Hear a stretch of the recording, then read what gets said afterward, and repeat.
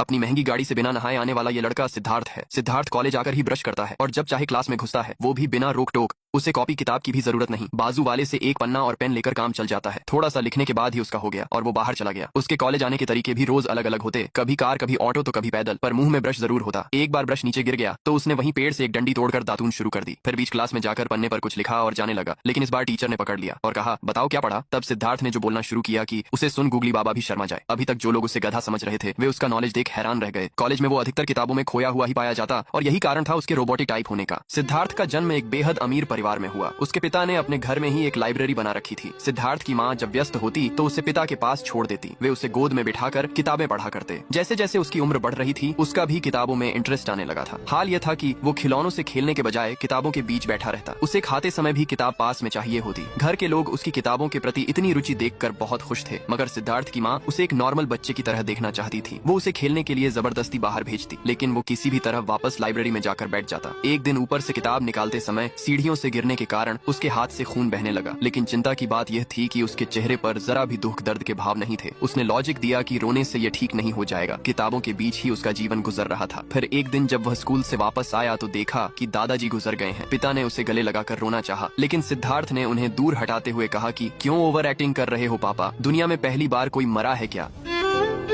आज अचानक सिद्धार्थ ने किताब से ध्यान हटाते हुए खाने की फरमाइश की तो माँ ने खुश होकर कहा कि मैं अभी 2 मिनट में मैगी बना कर लाती हूँ। माँ के जाते ही सिद्धार्थ का टाइमर शुरू हो गया। 2 मिनट पूरे हो गए पर मैगी नहीं आई, लेकिन भूख लगी थी तो कुछ तो खाना ही था। उसने अपने आस पास लगे पेड़ों को स्कैन करना शुरू कर दिया। उसे एक पेड़ मिला जिसे खाना सेफ रहेगा, और फिर क्या था, सिद्धार्थ ने पत्ती खाना चालू कर दिया। माँ मैगी बनाकर लाई तो देखा कि बेटा तो जुगाली कर रहा है। उसने कहा, बेटा ये बकरी के लिए छोड़ दे, तू मैगी खा। सिद्धार्थ ने लॉजिक दिया कि खाना पेट भरने के लिए खाया जाता है, स्वाद तो सिर्फ जीभ की तृप्ति के लिए है। सिद्धार्थ के साथ सिर्फ खाने की ही समस्या नहीं है। एक रात तो हद हो गई, सभी लोग उसे ढूंढ रहे थे, लेकिन वह मंदिर के आगे सड़क पर सोता हुआ पाया गया। पूछने पर बताया कि नींद आ रही थी तो सो गया। उसने कहा, अबे पप्पू घर जाके भी तो सो सकता था। सिद्धार्थ ने लॉजिक दिया, जब नींद आए तभी सो जाओ कहीं भी। बेचारे माँ बाप तो उसे पैदा कर पछता रहे थे। वो घर में भी दिन भर लाइब्रेरी में बैठकर बुक्स पढ़ता रहता। फिर उन्होंने उसकी सारी किताबें छुपा दी और अमीर बाप ने उसके लिए एक कॉलेज ही खोल डाला ताकि वो बाहर की दुनिया में घुल मिल सके।